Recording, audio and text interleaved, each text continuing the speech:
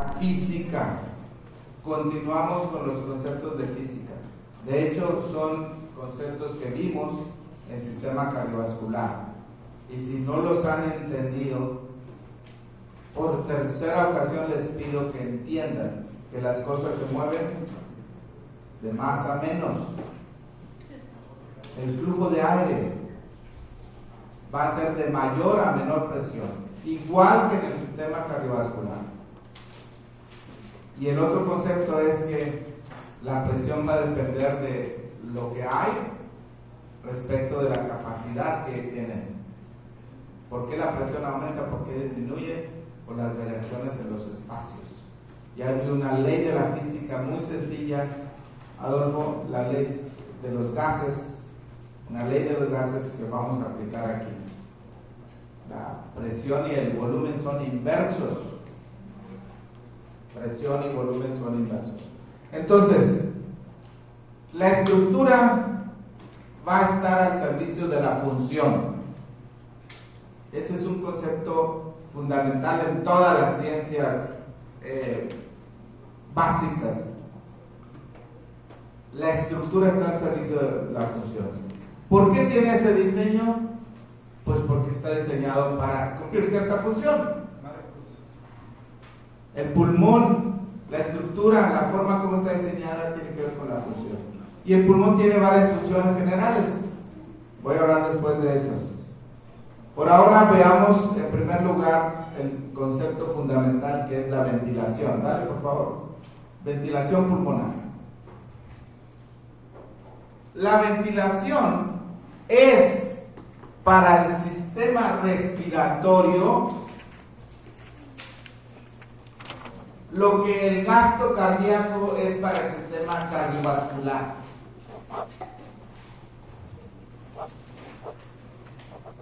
La ventilación es para el sistema respiratorio lo que el gasto cardíaco es para el sistema cardiovascular. El gasto cardíaco es el flujo de sangre, 5 litros por minuto.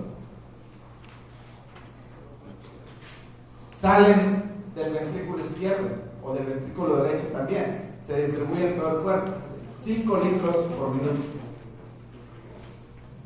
El aire que entra a los pulmones o que sale de los pulmones es una cantidad similar. Y vamos a hablar entonces qué relación tienen estas dos cosas. La ventilación y el flujo, la ventilación y el gasto cardíaco hacia los pulmones. ¿Todos están en mente? ¿Todos? Dale, por favor. Vamos a hablar de las estructuras y de las funciones. Dale. Siempre que vean una lista, ni la voy a repasar, apréndasela de memoria, por favor. Aquí simplemente dése cuenta que el sistema cardiovascular tiene más de una función. Las personas, sistema pulmonar, las personas comunes, pues nada más te van a decir, ¿para qué es el sistema respiratorio? ¿Para qué son los pulmones? Para respirar. No te van a decir que los pulmones son para regular el pH, pero es una de las funciones y es muy importante, regular el pH de la sangre. Si tu sistema respiratorio no funciona bien, vas a tener acidosis respiratoria. Siguiente, por favor. Vamos a ver este caso. ¿No se han metido a mente algunos? Almacena sangre, regrésate por favor, porque los vasos sanguíneos pulmonares en general son más distensibles que los sistémicos. Cierto volumen de sangre se almacena en los pulmones. Cuando se requiere, pues se comprime un poco y se va al resto de la circulación. Ok, a ver, ¿dónde está el código Menti, por favor? ¿Ya todos entraron? Bueno, dale. Miren, este casito es realmente sencillo. Es una chica, es una jovencita de 13 años que tiene disnea, siente que no puede respirar. Pero además se ve que no puede respirar. Si una persona les dice, no puedo respirar, no puedo respirar, no puedo respirar, sí puede respirar. Pero si una persona les dice, pues esa persona no puede respirar, no necesita decírselo, ¿lo ves? Pero la sensación de falta de aire, tú no la puedes cuestionar. Si la persona te dice, es que siento que me falta el aire, porque mi novio o mi novia se fue. Bueno, eso ya lo estoy agregando, ¿no? Pero siento que me falta el aire. Entonces tienes que creerlo, porque es algo subjetivo. De paso, ¿saben cuál es la definición de un suspiro? Sí, así como les llaman. ¿Saben cuál es? ¿Cómo se define un suspiro? Es el aire que te sobra cuando alguien te hace falta.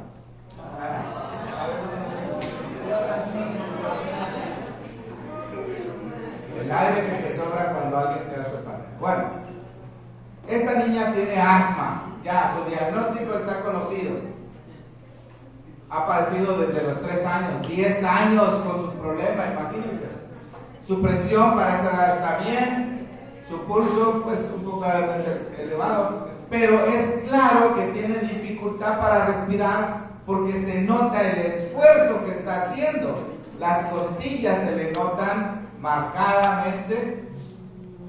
Los campos pulmonares tienen baja ventilación y además hay un ruidito que hace... No, soplo es... No. Sibilancias, porque el aire está pasando por un punto estrecho. Vean ahí cómo son los bronquios normales y cómo son los bronquios con un paciente con asma. Vean el diámetro. Hay muchas secreciones en los bronquios cuando hay asma. Además hay broncoconstricción. El músculo liso se contrae y entonces hay estrechez de los bronquios, y cuando el fluido, en este caso aire, pasa por un punto donde está disminuido el diámetro, la velocidad aumenta y la probabilidad de flujo turbulento también aumenta, entonces tenemos ruido. Es lo mismo que dijimos en sistema cardiovascular. Sus laboratorios, ella tiene una hemoglobina un poquito alta, porque digamos que vive a nivel del mar, esperaremos 12 a 14, tiene un poquito más. Pero vean el pH, ¿cómo está el pH? Un poquito abajo. ¿Alcalino? Lo normal de pH, ¿cuánto es? 7.30. 7.40. 7.40, entonces tiene acidez. ¿Qué está reteniendo ella? ¿Por qué aumentó la concentración de protones en su cuerpo? Por la retención de CO2. El sistema respiratorio no es solamente para meter oxígeno, es también para sacar el CO2. La saturación debería de ser casi arriba de 95, está baja. Vamos a hablar de este concepto más adelante. Las presiones de oxígeno disminuida debería ser casi 100 y de CO2 elevada. Entonces, ahí está el problema.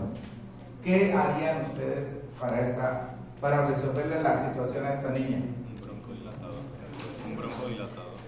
Broncodilatador. ¿Qué más?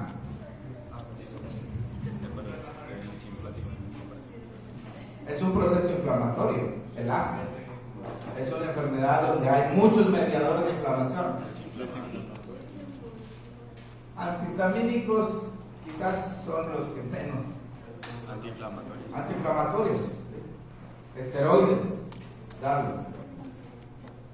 Ahora, vamos a ver, presten atención a esta figurita muy sencilla. Aquí tenemos un punto intermedio entre algo muy estrecho, es el diámetro de un bronquio, y acá tenemos un diámetro grande. la estimulación de los receptores muscarínicos, estimulación de los receptores M. Hay 5 tipos de receptores M, Elielobar. No creo que es el M2, pero receptor muscarínico, estimulación muscarínica hace broncoconstricción. Broncoconstricción. El músculo liso se contrae, el diámetro se reduce. En cambio, la estimulación de los receptores beta 2, que son adrenérgicos, produce broncodilatación. El músculo liso se relaja y el diámetro aumenta.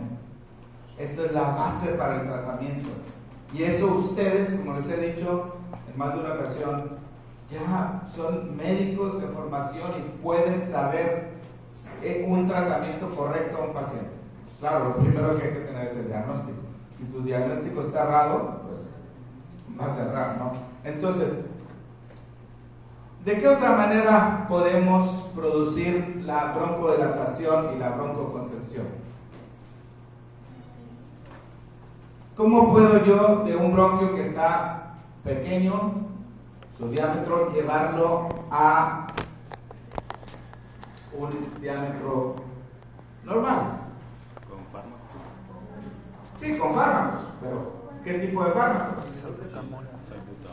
Salbutamol. Para acá es broncoconstricción. Si pongo un antagonista, o sea, se opone a la acción muscarínico, entonces vamos a tener la broncodilatación. Es decir, cuando digo acá estimulación, también podríamos decir agonista muscarínico. No le vas a dar un agonista a ninguna persona. Pero, por ejemplo, ya vimos un caso clínico donde una paciente que había ido al campo y se intoxicó con inhibidor de la acetilcolinesterasa tuvo broncoconstricción. Traigan en su memoria ese caso. ¿Qué hacen los inhibidores de la acetilcolinesterasa? Pues inhiben a la acetilcolinesterasa. Entonces, ¿qué pasa con la cantidad de acetilcolina? Aumenta. La acetilcolina es un estimulante de los receptores muscarínicos. O sea, esto lo hace la acetilcolina. ¿Se utiliza la acetilcolina como tratamiento para algo? No.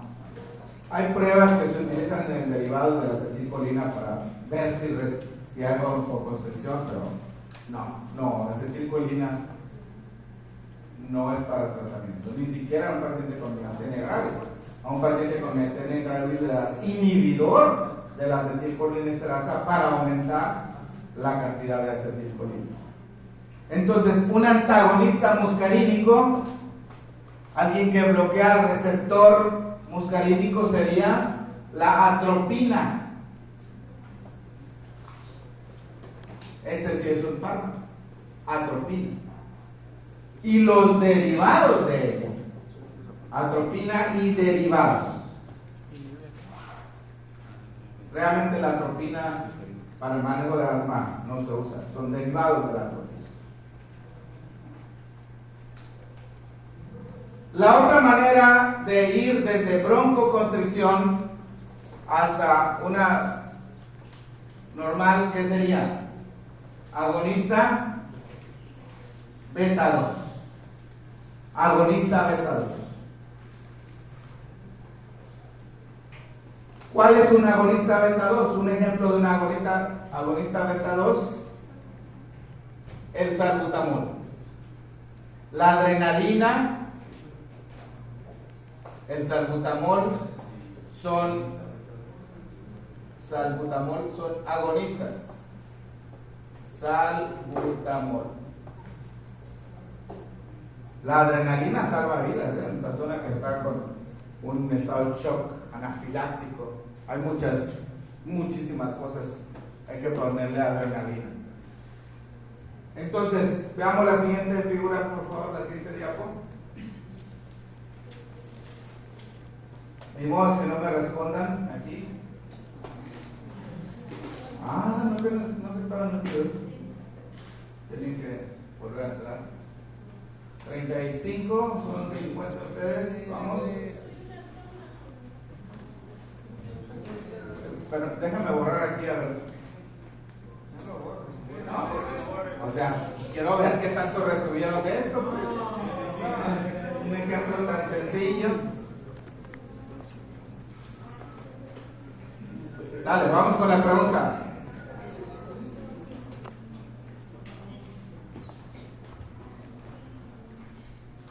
¿La estimulación de qué tipo de receptores causará broncodilatación en esta paciente? ¿Estimulación de qué tipo de receptores? Un segundo para contestar. Ojo, estimulación agonista. ¿Listos? ¿Qué pasó? ¿Qué pasó con los que pusieron? ¿Qué es la última? Oye, si le das un muscarínico, receptor muscarínico, lo matas. Está en broncoconstricción la paciente, quieres tener broncodilatación. Estimular el receptor muscarínico produce más broncoconstricción. Las otras se dicen, ¿no veo? No solo receptores. Es la estimulación beta 2 la que le va a producir alivio al paciente. ¿Cómo se llama el medicamento? Salbutamol. A lo mejor algunos de ustedes eso ácido asmático y eso es lo que usaban en el spray. Siguiente pregunta. Ahora sí nadie va a fallar. Siguiente pregunta. Nadie va a fallar. Les apuesto que nadie va a fallar. Una comida.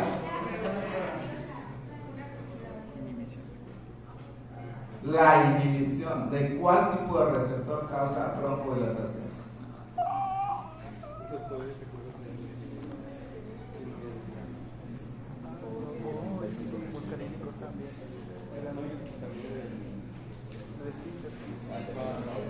Ahora sí, la inhibición antagonista muscarínico te va a producir también vasodilatación. ¿Por qué pusieron la inhibición del beta? La inhibición del beta te produciría broncoconstricción. Me deben una comida.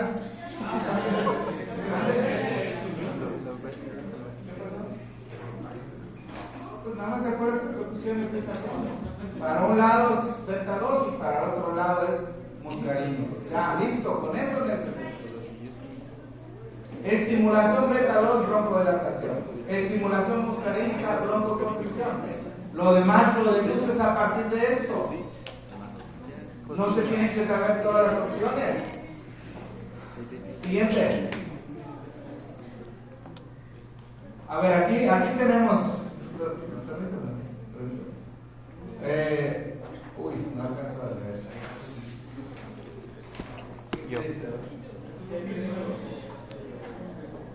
Ok, esto es esteroide. También hay que dar al paciente muchas veces porque necesita desinflamar. Los esteroides son antiinflamatorios. Acá hay salbutamol. ¿Alguien quiere un poquito? ¿Ya lo buscaron? Broncodilatación. Este se llama Tresaltec. Salbutamol. Tiene la ventaja de ser algo selectivo del beta 2, porque si fuera beta nada más, también estimularía el corazón. Los receptores del corazón son beta 1, los receptores de los bronquios son beta 2. Tiene que ser algo específico. ¿Vale? Innecesario, ¿no? Broncodilatación, en teoría nada más de eso, porque algunas personas les causa un poquito de temblor.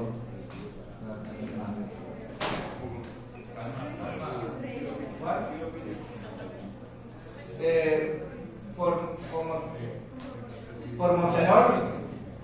¿Te ha causado ese ejemplo? Ahí está. Tenemos a los dos. Hipratropio. ¿De dónde deriva el hipratropio? Bromuro de hipratropio. ¿De dónde deriva? ¿De dónde creen ustedes que deriva?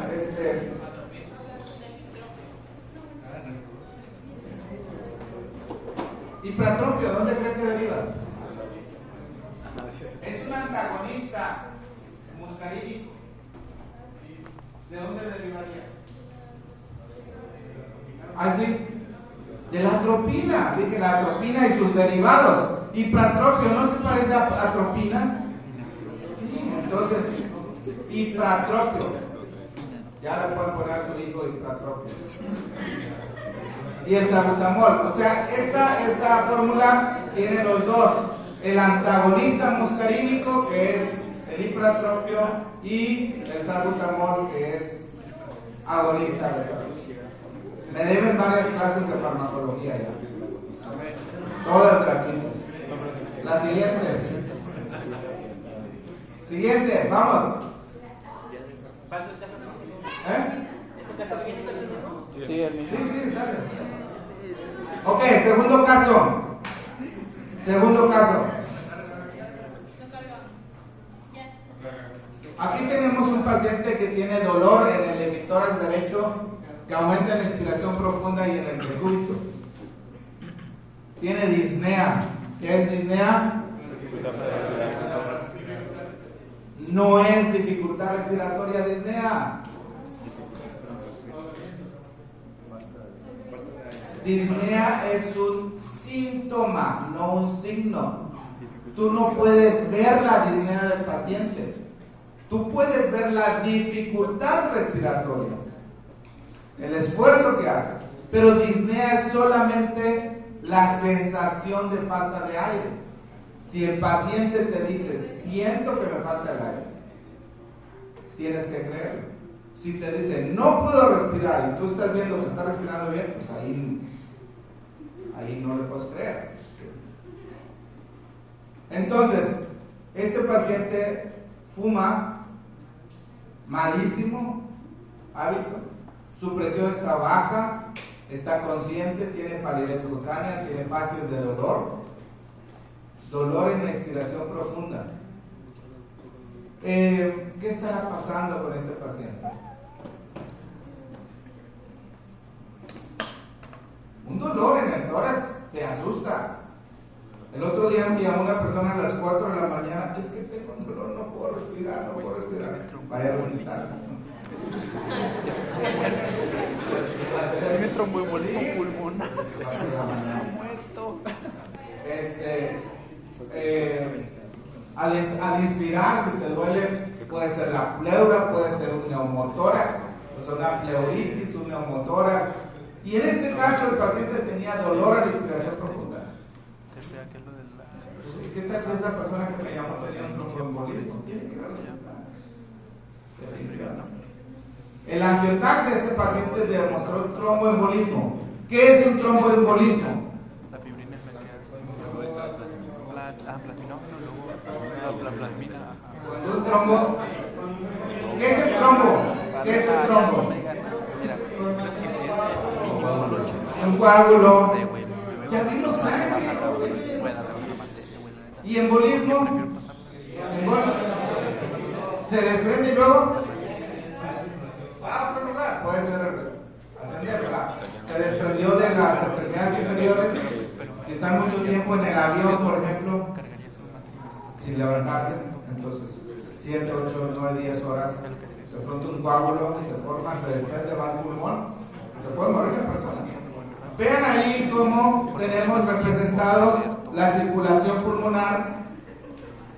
Está truncada de la rama izquierda de la arteria pulmonar.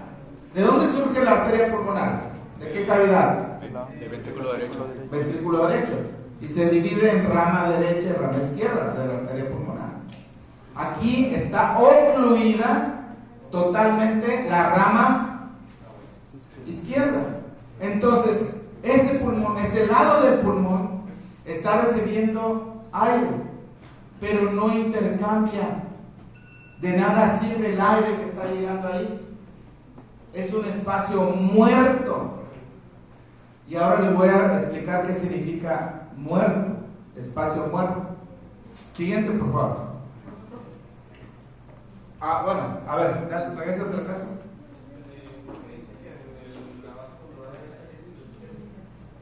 Bueno, me confundí. La verdad es que la figura no necesariamente corresponde con el caso, era para explicar. Está bien, vamos a corregir que diga vaso pulmonar izquierda para que coincida con la figura. Porque es la arteria, güey. Ajá, pero la más que le puso derecho. No. El aire entra y sale.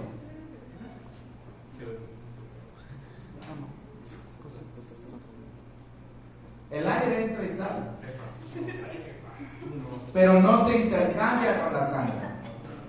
Porque no hay sangre llegando. No llega la sangre al lado izquierdo. Llega el aire, pero si no hay sangre, ¿cómo vas a intercambiar oxígeno con CO2? Muy buena pregunta, observación. No hay preguntas tontas, ¿verdad? Solo coquitos. ¿Preguntas tontas?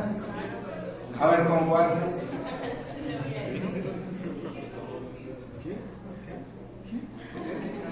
Bueno, vamos con el caso. Miren, tienen que saber cómo está organizado el sistema respiratorio, la estructura. El tema que estamos viendo es la estructura. Entonces, Ochoa, mira, las vías respiratorias se dividen en dos partes. Bueno, realmente en tres, pero aquí vamos a dejarlas en dos. Una zona que se llama de conducción y la otra respiratoria.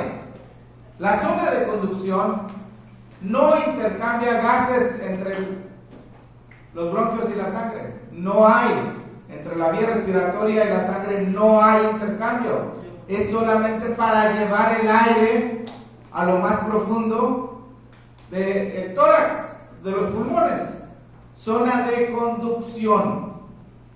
En cambio, la otra, la zona respiratoria, y la voy a representar como está ahí en esa campanita, zona de conducción y zona respiratoria, es donde se realiza el intercambio de gases.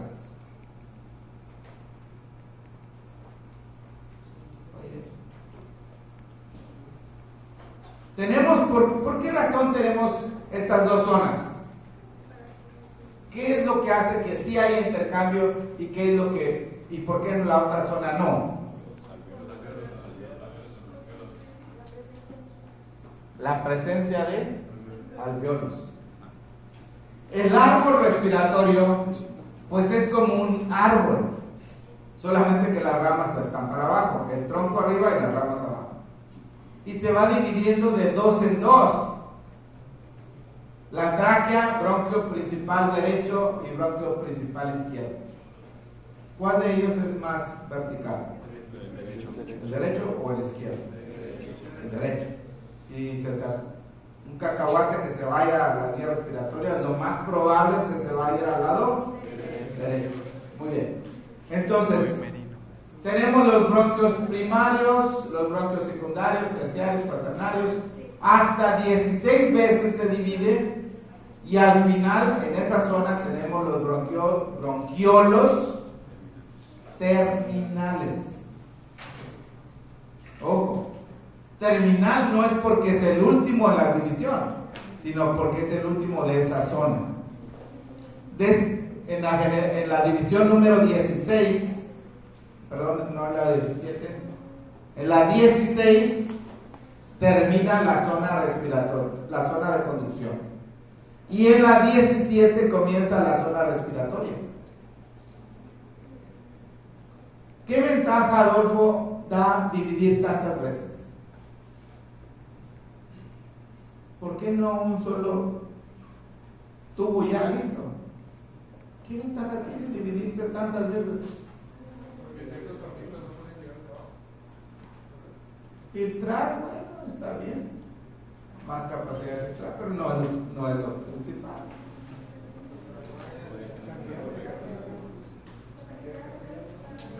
Sí, la cantidad de alveolos, o sea, ¿cuántos alveolos hay en total en los pulmones, entre los dos pulmones, en un adulto? 300 millones. 300 millones. O sea, Adolfo, el hecho de dividirse hace crecer enormemente el espacio. No es lo mismo tener un solo tubo que tener ese tubo con muchísimas ramificaciones, ¿entienden? La estructura, jóvenes, la estructura. Yo creo que deberíamos de tener la clase que se llamara morfofisiología, de una sola vez, que entiendan la forma y la estructura. Así hay escuelas de medicina que la clase se llama morfofisiología. No puedes separarlas. Ok. El primer bronquio en la división número 17 se llama bronquiolo respiratorio. ¿Cuál es la diferencia entre un bronquiolo terminal y un bronquiolo respiratorio? Estructuralmente. El cartílago, el epitelio. No, el cartílago ya quedó muy atrás, Edson. La tráquea tiene bastantes cartílagos, los bronquios, varios océanos. La diferencia entre el terminal y el respiratorio es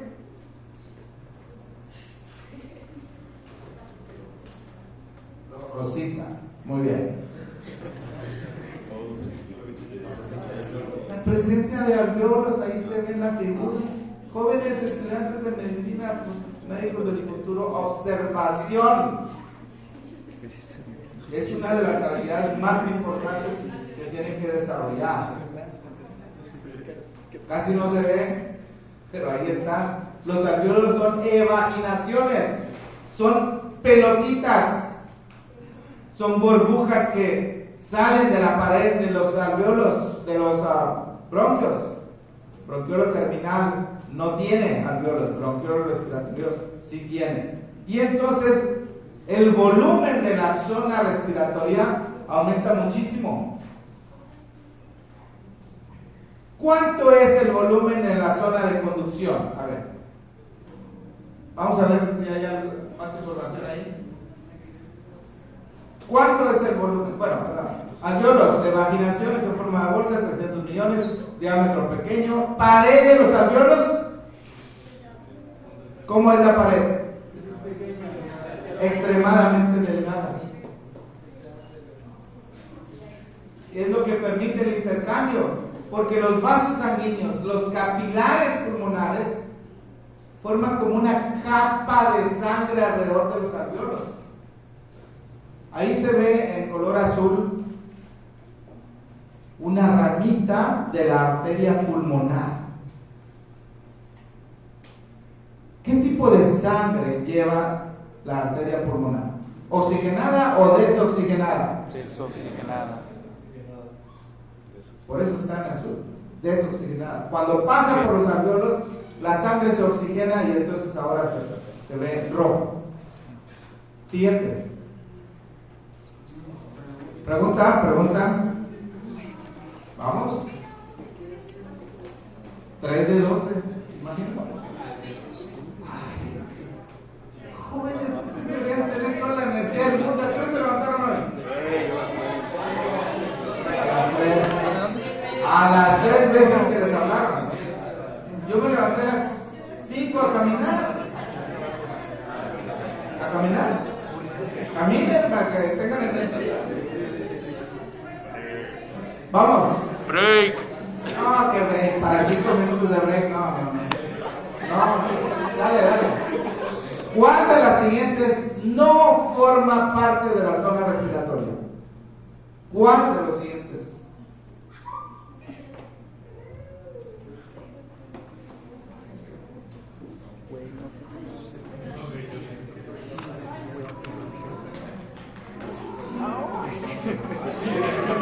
El bronquiolo terminal El volteo terminal es la otra parte de la zona de conducción.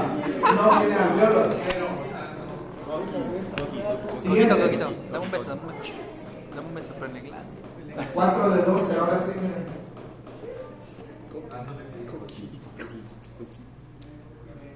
Joseph. ¿Cuánto es el volumen aproximado de la zona de conducción?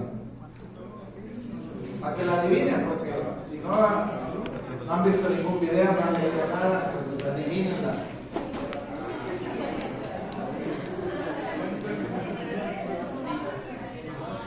¿Sí? 150 mililitros. Cuando no sepan, pónganse porque pues, generalmente los maestros tratan de esconder la respuesta. Inconscientemente tratan de esconderla. Entonces, más o menos, un buen examen, no precisamente porque busco distribuir, aunque en este examen había mucha letra B, demás. Pero mira, si son 50 preguntas, te voy a poner 10 respuestas A, 10B, 10C, 10D y 10E. Órale. Para que no haya sesgo para ninguna letra. ¿Entiendes? Eso es estrategias para hacer el examen. ¿Quieren que les da más tips de los exámenes? ¿Qué dijo? ¡Break! ¿Qué dijo? ¡Break! Esta favorita no sé, pero trato de distribuir. No, trato de distribuir. No siempre, porque al final tienes que revisar que sean el mismo número de respuestas, ¿no? De cada letra. Vamos. Perdón. No le des. Entonces, miren, jóvenes. ¿Cuántos? ¿Quién es de Cancún, Playa del Carmen, por allá? Muy bien. Hace unos días fui allí el mar hermoso. Bueno, snorkear. ¿Qué es snorkear? Como bucear pero sin tanque de oxígeno. Te pones un tubo y entonces Pero lo que acaba de decir. ese tubo sale No, pero lo que acaba de más decir. arriba del nivel del agua. Pues si te vas más abajo va a entrar agua y te vas a ahogar. Entonces, ese tubo, jóvenes, ese tubo es la zona de conducción. De la tráquea. No solamente la tráquea, todas las vías respiratorias que no tengan alveolos es zona de conducción. Si te pones a snorkear, ¿qué pasa con la zona de conducción? ¿Aumenta, disminuye o no cambia? Me sacó. Momento, a ver, la pregunta. Si te pones a snorkear, ¿qué pasa con la zona de conducción? ¿Aumenta, disminuye o no cambia? No, aumenta, ¿no? Pues la zona de conducción va a aumentar. Ahora tienes que hacer más esfuerzo para llevar el aire hasta lo más profundo del pulmón. Lo normal, aproximadamente, son 2 mililitros por kilo de peso. Entonces, si pesas 70, 75 kilos, la zona de conducción debería tener un volumen de 150 mililitros. 150 mililitros. Esa es la respuesta. Siguiente. Lo sacó. No, ya está. A ver, ok. A ver. No, que rey ni que nada. Rey. Mira. Vato, mira, guachete. Oye, préstame tu Vamos a hablar de la mecánica de la respiración. A ver, miren, si ustedes me están viendo, a veces los alumnos piensan que uno no los ve, se ve absolutamente todo.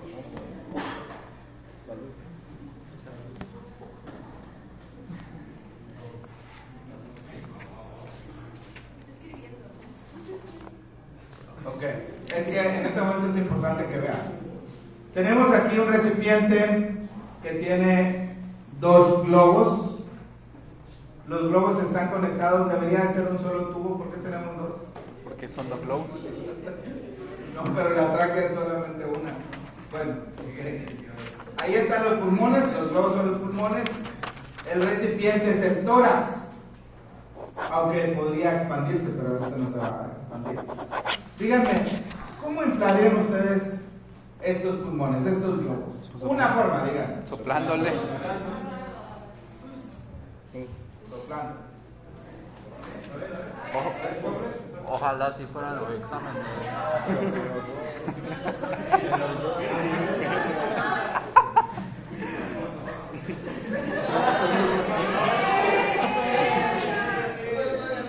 Así están mis pulmones. Voy así con tu pulmón. No, lo estudio porque lo mío. Eso es respiración de boca a boca. Y se llama respiración a presión positiva. Si le conectamos una máquina al paciente con un tubo, inyectamos aire, esa máquina se llaman ventiladores, va a inflar los pulmones. Pero esa no es la forma como respiramos. La respiración que hacemos es una respiración de presión negativa. Lo que hice es presión positiva. ¿Cuál es la otra forma de inflar los pulmones? Puedes absorber. ¿Expandir qué? No. Sí, claro. Es lo que buscamos. ¿Cómo lo expandiría? Que no sea inflándolo. Por Compresión. ¿Compresión de qué? Pues de fuera. Eso. A ver. No sé. No, porque necesita más fuerza. ¿Cuáles paredes? Pues sí. Las del pulmón. Pues eso es lo que queremos, Luna. Pero ¿cómo le hago?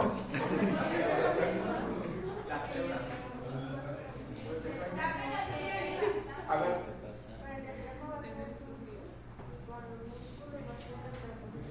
Ok. Su compañera ya nos está hablando de los músculos. Pues el recipiente no se puede expandir, no tenemos músculos en la pared. Pero sí tenemos un músculo aquí abajo.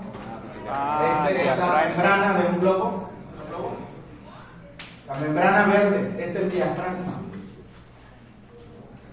Si yo jalo el diafragma hacia abajo, como sucede en la inspiración, ahora sí tómale el video.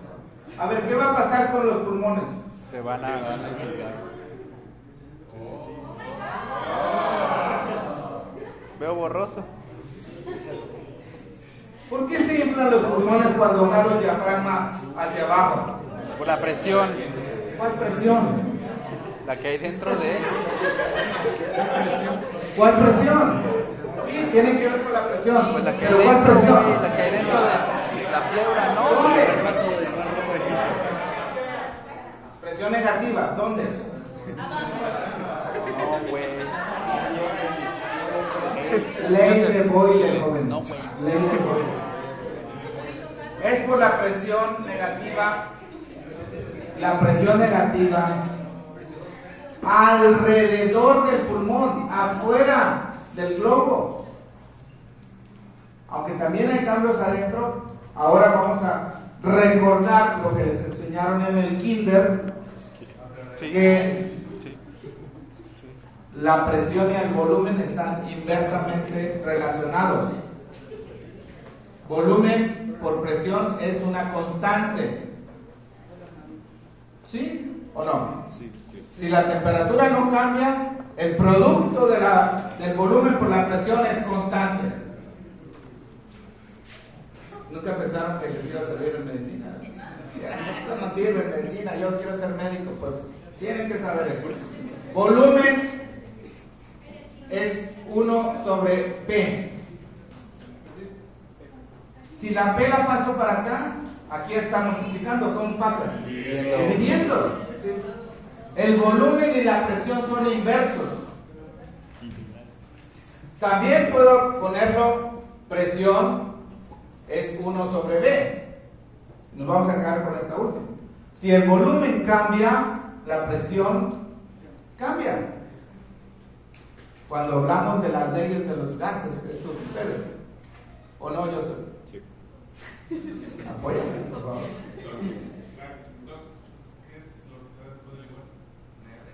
K, constante.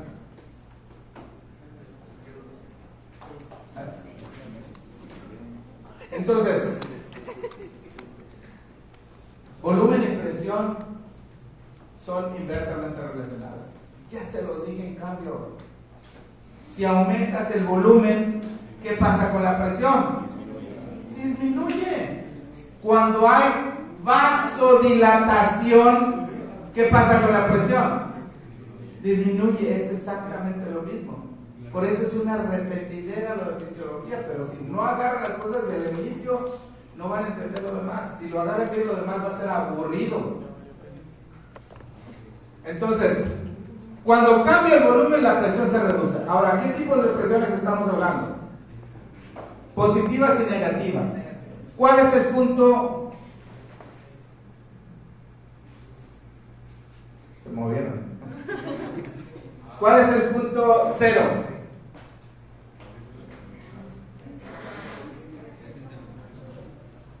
¿Cuál es el valor cero de la presión? 760. Muy bien. A nivel del mar. Porque si te vas al lago Titicaca, ya la presión es otra. 760 milímetros de mercurio es igual a 0. Por conveniencia. Si la presión es más 761, para no tener un número tan grande, dices más 1. Si es 762, pues es más 2. Es más fácil manejar esta escala.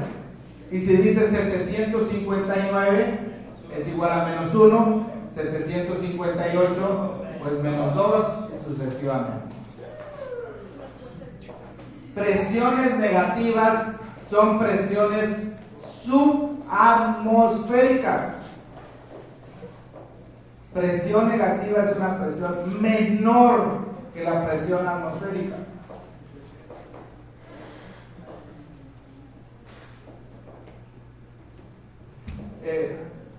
Doctor Kenneth, trae otra vez. Cuando César, hoy han estado muy platicadores ustedes. A ver, deténganlo.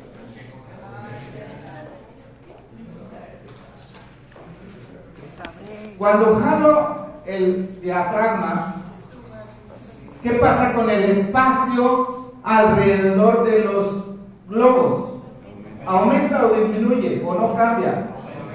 Entonces, creo una presión negativa alrededor de los pulmones. Si el volumen aumenta, cuando aumenta el volumen, ¿qué pasa con la presión? Disminuye. Entonces, la presión negativa alrededor del pulmón, si aumenta el volumen, la presión disminuye. Si la presión era 760, al hacer la contracción del diafragma va a ser menos. En realidad, inicialmente es por abajo de la presión atmosférica. Ahorita vamos a hablar de eso. ¿Entienden, jóvenes? La respiración es un asunto mecánico, por eso el tema es mecánica de la respiración. Y son cosas muy fundamentales entender la relación entre el volumen y la presión. Cualquier persona va a decir, ¿cómo respira? No, entra el aire y se infla el pulmón. Así es. Así respiramos normalmente. Entra el aire y se infla el pulmón. Eso te lo va a decir cualquier persona. Y tú le tienes que decir, no, así no es. Así no es. No es que entra el aire y se expande el pulmón. No, es al revés. Se expande el pulmón y luego entra el aire. Solo que suceden tan rápido estas cosas que no lo percibimos. Pero el principio es fundamental. Porque no puedes entender el neumotórax, no puedes entender qué pasa con los pacientes si no tienes estos conceptos tan fundamentales. Entonces, presión negativa es lo que mantiene expandido al pulmón. La presión negativa del espacio intrapleural. ¿Cuál es el espacio intrapleural? Vamos a ver. Bueno, tenemos músculos para respirar. Petit. No te duermas. Tenemos un grupo de músculos que cuando se contraen hacen que las dimensiones del tórax aumenten o que haya un esfuerzo para meter más aire. Se ve el esfuerzo. Se llaman músculos de la inspiración. ¿Cuál es el principal músculo de la inspiración? O sea, el diafragma. Los intercostales externos también cuentan para esto. Hay otro grupo de músculos que cuando se contraen, el pulmón se hace más pequeño de lo normal. Son los músculos de la expiración, porque reduce las dimensiones del tórax y entonces la presión aumenta y va hacia afuera el aire. Normalmente no utilizamos los músculos de la expiración, porque cuando tú inspiras inflas el pulmón. ¿Cuál es la propiedad física que hace que el pulmón vuelva a su tamaño normal? La propiedad física que hace que el pulmón vuelva a su tamaño normal se llama elasticidad. Recuerden, elasticidad no es estirar. ¿Cómo se llama cuando estiras? Distensibilidad. Elasticidad es regresar, encogerse, más pequeño, volver al tamaño normal. Propiedad que tiene el pulmón. ¿Han tocado un pulmón? Desde hace años. Cuando estaban en la prepa, ¿qué hicieron con el conejito pobre? No anden haciendo esas cosas. Miren, voy a poner aquí un asunto que no es algo tan exacto, pero me quedé pensando ahorita si se comprendió el tema de las presiones.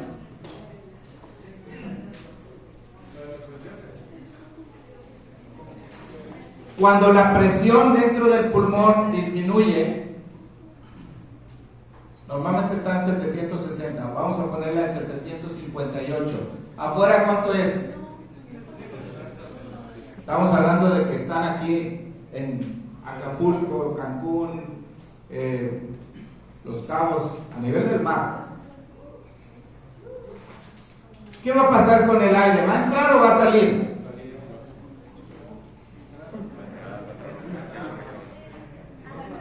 Cuando sucede esto, ¿qué va a pasar con el aire? Va a entrar. ¿Por qué entra? Porque hay mayor afuera y tiene que irse adentro. Desde las primeras clases les estoy hablando del gradiente. En este caso, el aire entra porque hay un gradiente que favorece que entre. ¿Cuánto es el gradiente? 2. Hacia adentro. Aquí podríamos poner 0 y acá menos 2. Ahora, cuando la presión dentro del pulmón es 761, la de afuera no cambia, ¿verdad? Esto decimos que es más 1. ¿Qué va a pasar con el aire? Tiene que salir. Pues va a salir. ¿Se fijan? O sea, el mismo principio. Las cosas se mueven de más a menos. El aire se mueve de mayor presión a menor presión, siempre. Igual que la sangre, igual que el transporte a través de la membrana. O sea, ¿no se han cansado que les diga esto? Y lo voy a volver a ver en fisiología renal. ¿Ok? Vamos con la siguiente. La forma como están organizadas, los intercostales ayudan a aumentar las dimensiones del tórax, como dijo su compañera, antero-posterior, y el diafragma en el sentido vertical. Cuando aumenta el volumen, ¿qué pasa con la presión? Disminuye. Ley de Boyle. Si aumenta el volumen, aumenta el espacio más bien, la presión disminuye. Siguiente. Vamos. Valentina, 5. Vamos a las 5 apenas. Uy, te largos minutos todavía. Dale.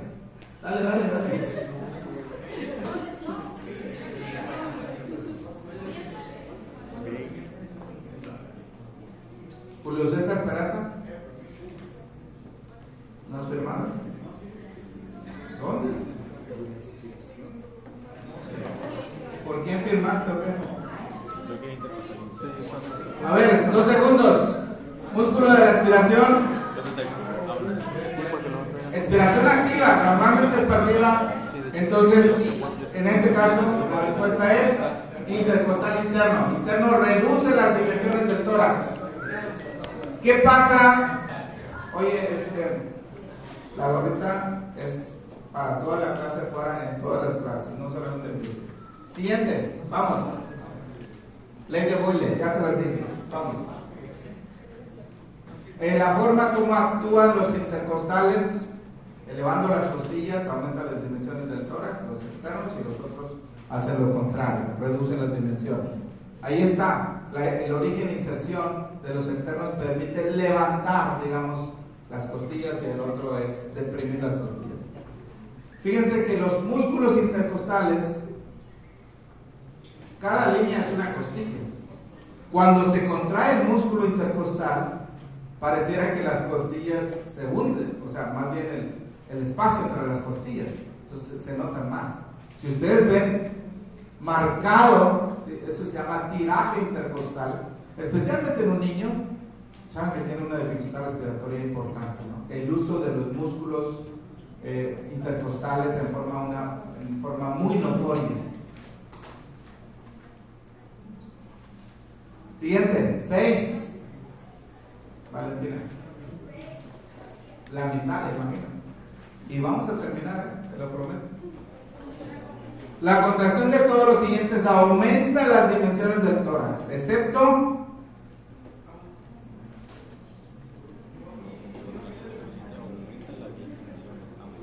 cuando se contraen, aumenta las dimensiones del tórax, excepto uno. Uno de ellos no hace esto.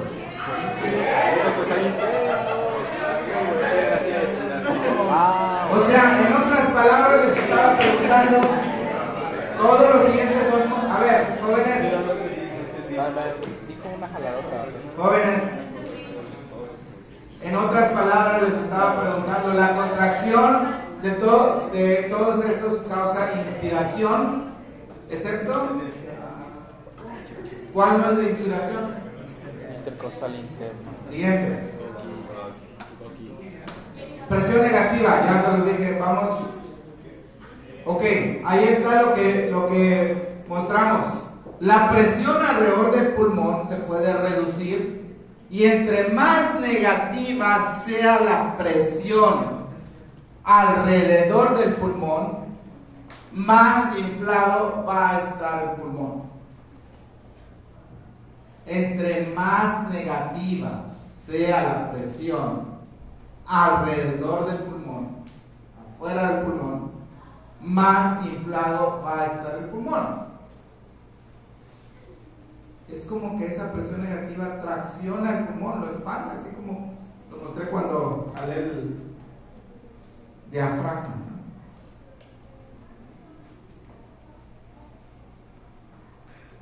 0, menos 10, más negativo, más expandido.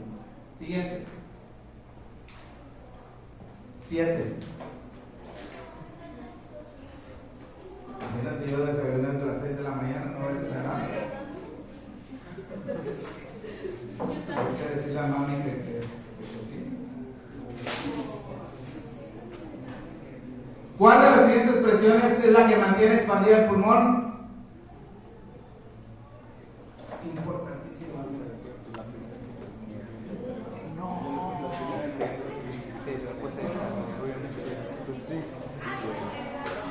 Lo que mantiene expandido el pulmón es la presión negativa alrededor del pulmón, es la presión intrapleural.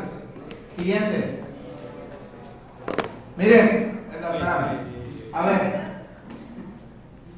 mucho ojo, ¿cómo dice el pastor Orozco? Ojo, pestañas. Ojo, pestañas.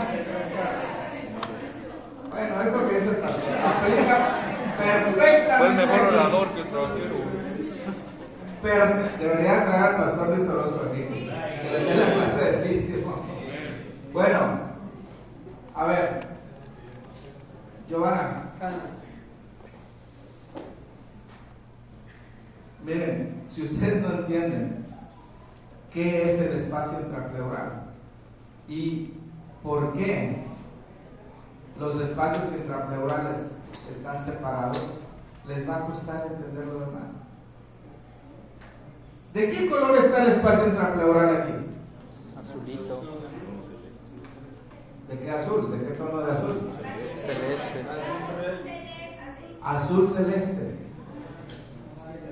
¿Qué hay en el espacio intrapleural? Líquido. ¿Cuánto líquido habrá? Casi nada. Unos cuantos mililitros. Es apenas, Valentina, una capita de líquido. ¿Entre qué y qué está el espacio intrapleural? Entre la pleura y pues el externo. Las pleuras son membranas, capas que recubren el pulmón. Más bien es como si el pulmón está metido en una bolsa de doble pared. Cada pulmón está metido en su propia bolsa de doble pared.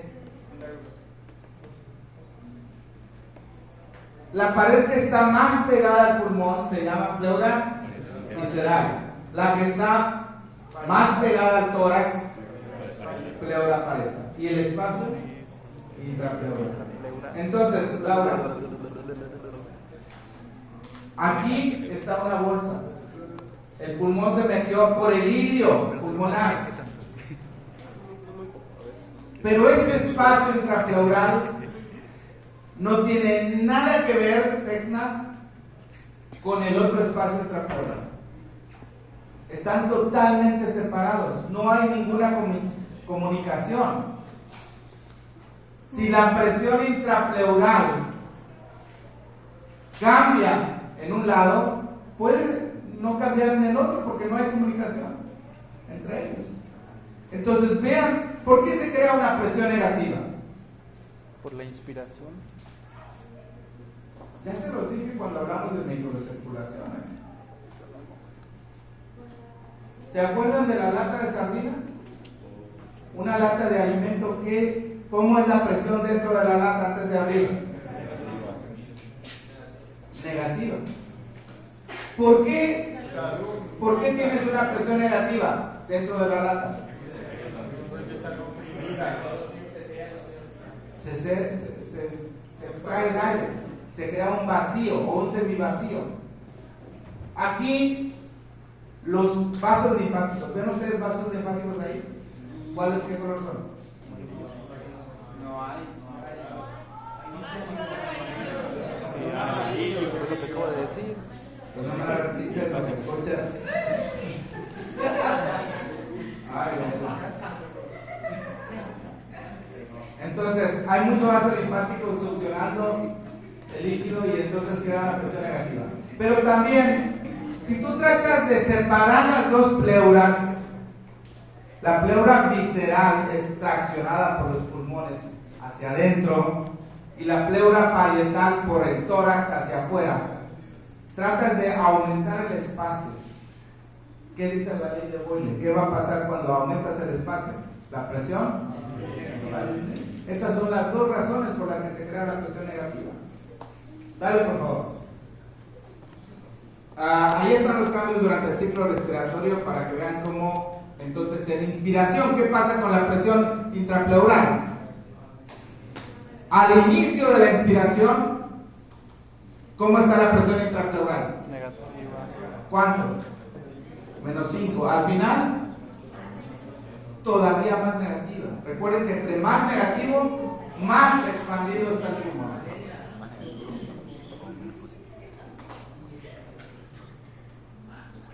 Siguiente. Luego regresamos a esto. 8.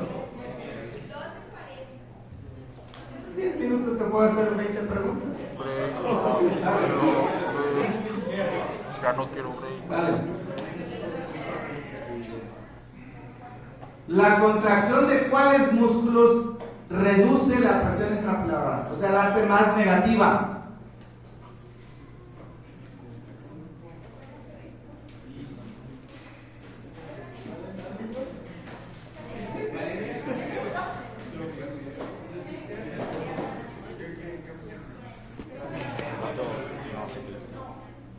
No sé qué tener.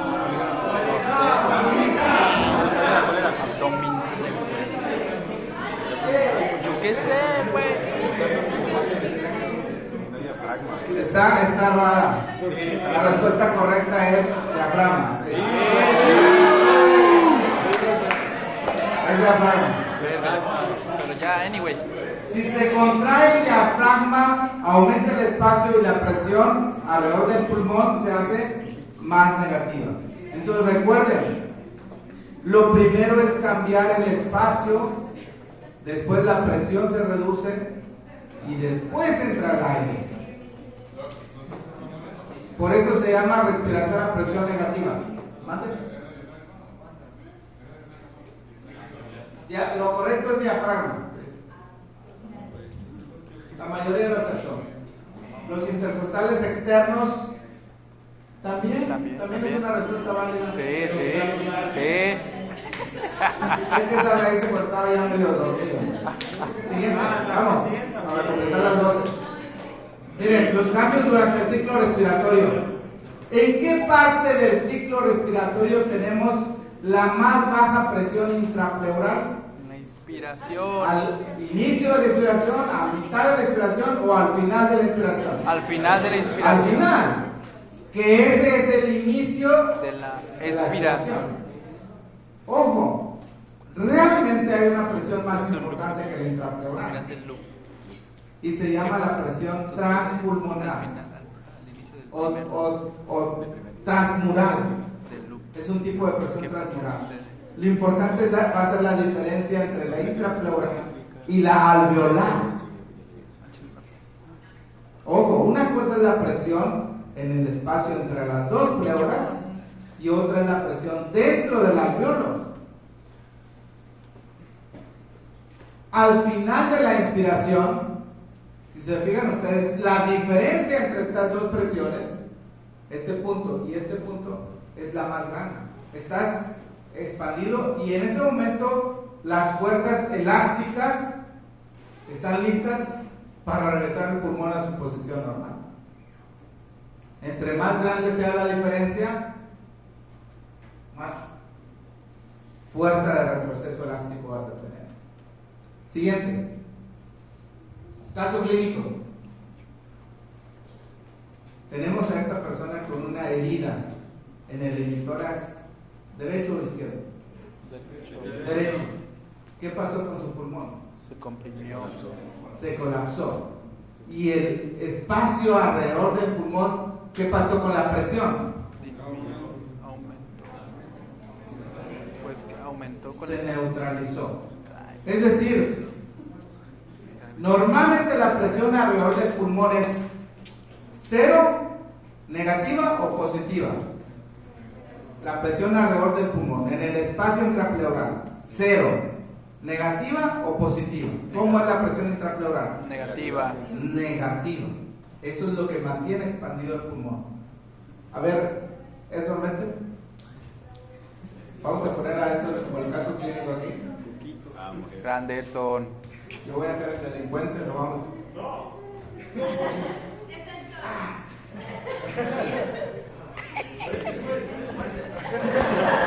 Entonces, al haber una comunicación entre el aire y el espacio intrapleural, la presión intrapleural, ¿en qué valor va a quedar? Positiva. 0. Y al hacer 0, ¿qué pasa con el pulmón? Se colapsa. Incluso hasta puede ser positiva, el aire así como estando ahí en el espacio intrapleural. El pulmón se va a colapsar. ¿Cómo se llama esa condición? Donde ahora el espacio intrapleural creció y no solamente tenemos líquido, sino también tenemos aire. Neumotórax. Neumotórax. Fácil de entender. Cuando entiendes todo el principio que hay. Radiolucido. Qué fácil atender al paciente. ¿Qué tienes que hacer a este paciente? A ver, dos cosas que podrían hacerle. ¿Qué le harías tú? El pulmón está colapsado. ¿Qué le harías? ¿Qué le harías tú? El pulmón colapsado.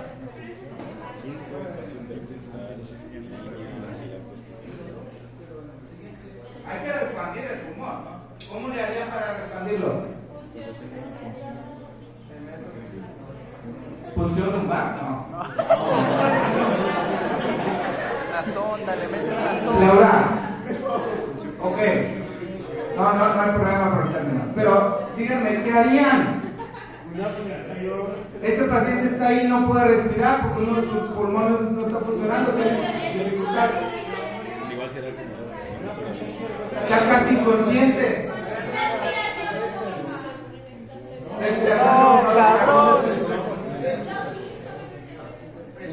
O sea, si lo que tienes a la mano es ponerle un tubo endotraqueal y conectarlo a una máquina, hay que hacerlo mediante. ¿Por qué? Presión positiva. Las mismas opciones que les di para inflar el globo en aquel recipiente. Pero la otra es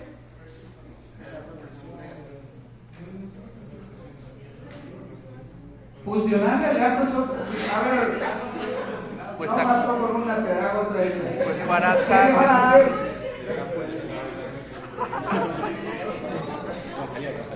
¿Qué le van a hacer? ¿Una sonda qué? ¿Nasogástrica? Torácica para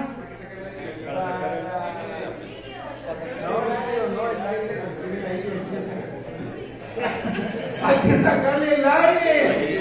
Oye, pues lo que estamos diciendo. sí, claro, yo sé que ustedes saben.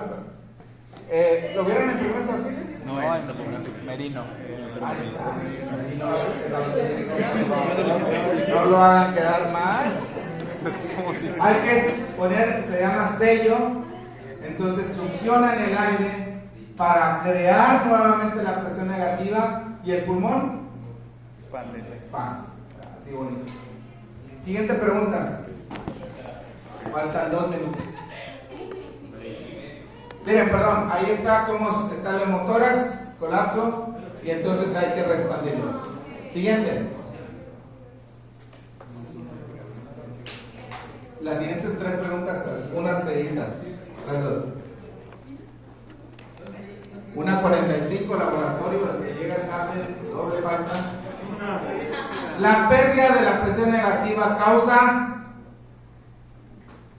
La pérdida de la presión negativa va a causar ¿cuál de los siguientes?